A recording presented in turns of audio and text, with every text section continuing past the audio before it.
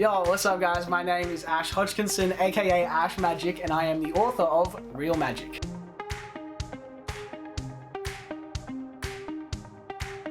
So I got inspired to write Real Magic mostly because of the weird journey that I had growing up through different schools and growing up being a magician and being a performer in a household that was not that. My brother and my sister were both very academic. They grew up getting full marks in their tests and super high ATARs and passing everything, and me on the other hand, not so much. So I wrote this book to try and help out anybody who is in a sort of similar position to that, sort of going through school, not quite fitting in, not knowing what they want to do with their life, or maybe they have a passion and already know what they love and what they want to do, but they're not quite sure how to take that first leap and just do it. Or maybe they're scared of other people's judgment of what they might think of them or what their parents think. And so in the book, I talk a lot about my experience growing up struggling with anxiety and ADHD and how I learned to channel those things into achieving my dream of becoming a performer.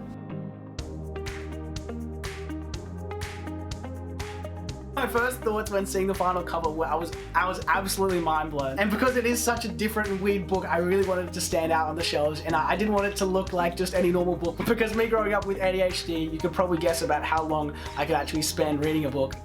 Spoiler alert, it was not very long. I wanted to make a book that would be entertaining and fun to read for anybody. So I was absolutely so stoked with just how everything turned out. The colors, the pictures, the everything, the color. Don't even get me started on the cover. The foil, like the sparkly stuff on this is absolutely insane.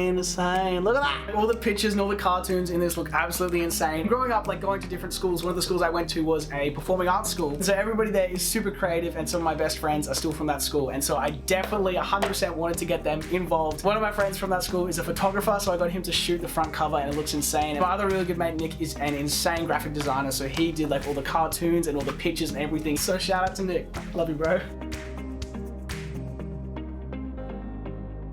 My favorite part in the entire book, it's a tough question. To be honest, my favorite parts are the magic tricks, just because like I put so much effort into these magic tricks and picking the right tricks for people, like whether they're beginners or intermediate or advanced, they already know some magic tricks. These tricks are really great for on camera, like whether it's like filming a video or for Zoom or something or FaceTime, any of that. But besides the magic tricks, I would definitely say the embarrassing stories or the embarrassing photos, because it is chock-a-block with them. There's a lot of like my highest moments, and there's definitely some low moments in there, and my questionable choice of haircuts and hair colors. And so definitely the embarrassing stories are, they hold a close place in my heart.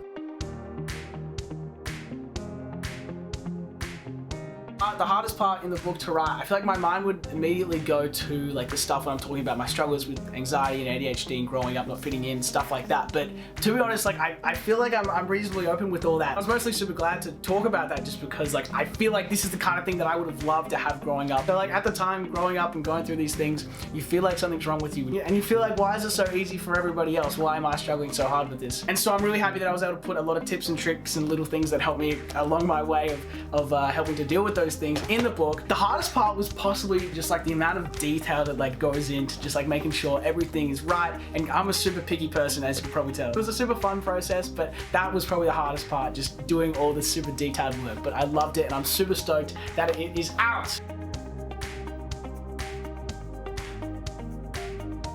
The thing that probably surprised me most about the book writing process was, sounds super weird, but I feel like it was the part of just like reliving all these old stories and stuff. In the book, I told you guys I show heaps of embarrassing photos and lots of super old photos, and it was so weird like reliving all these old moments of my life, which I had just completely forgotten about. And I'm like, oh, that's me doing that, wearing pigtails. I also feel like I got super surprised with just the talent of like the team and people who helped me work on this, because like I would just throw out some super random idea like, let's do this, and they were just like, yes, and I'm like, okay. And I'm super happy with how it turned out, because it is one of the funkiest, coolest, wildest book I've ever held in my hands.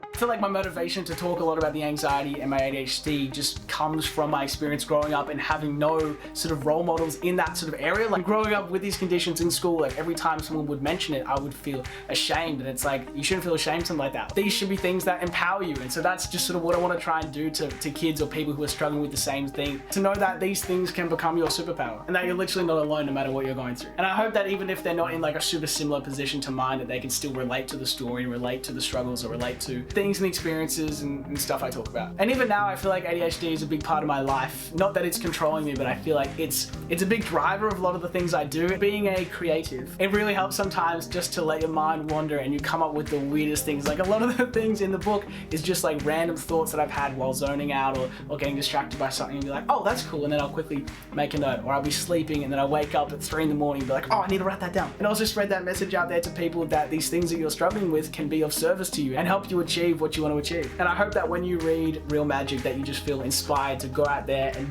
do whatever it is that you want to do and to just not care about what other people think of you.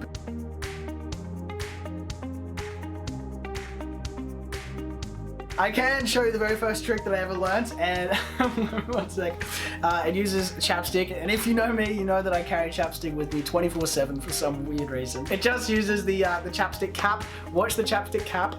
Take it, disappears like that. How did I do it?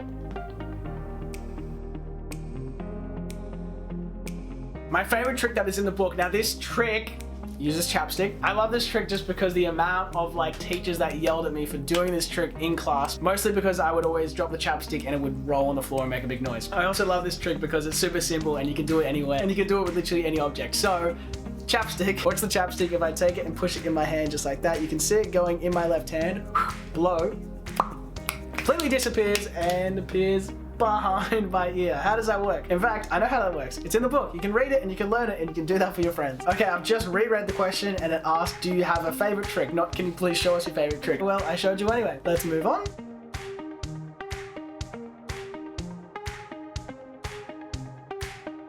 My NIDA experience was actually super sick. You feel like a kid in a candy shop because you're there like every day, every week, just like studying exactly what you want to study. And I feel like me and all the other people in my cohort really connected with it because we're all fresh out of school. And for the past 13 years of our life, we've just been learning these specific subjects which everybody has to learn, like maths, geography, science, all that. And then coming to NIDA and then all day, every day, just studying acting and performing and doing creative things. It was just such a fun experience. And I've built some really close friends and got some really amazing opportunities because of the time I spent at NIDA.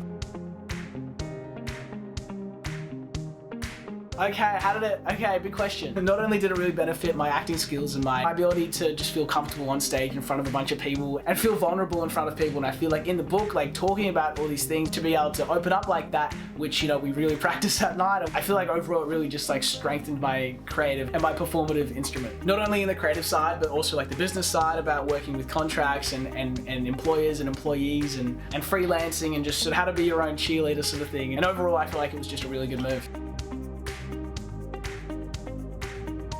I feel like a big piece of advice that I would give to aspiring performers would just be to just do it. Like whatever you're wanting to do right now, if you're wanting to be a basketball player or if you're wanting to be a painter, whatever interests you, whatever your passion is, if you want to do that as your career, just do it. Stop waiting. I know you're probably concerned about what other people think, and that was a massive part of my journey, like so much that it got to the point where I told people that I had quit performing just so they didn't know that I was secretly doing it. And it sounds kind of corny, but to just like never give up. And I talk a lot about this in the book. The only way to fail at something is to quit. I just feel like so many people feel like they're limited to what they can achieve because, you know, they feel like they need to get a stable job or they need to have everything sorted out by the time they're 30 or by the time they're 20, or they need to get a good ATAR to be successful in life, and all that stuff is just, it's nonsense. I was that kid in class who didn't understand anything and getting bad marks and not passing assessments and all that, but none of that stopped me just because it wasn't my field of interest. And so when I got out of school, I was free to literally do whatever I want, to do magic, to do acting, to do performing, and because there's always a way to do it. I just want people to be able to like dream bigger and like,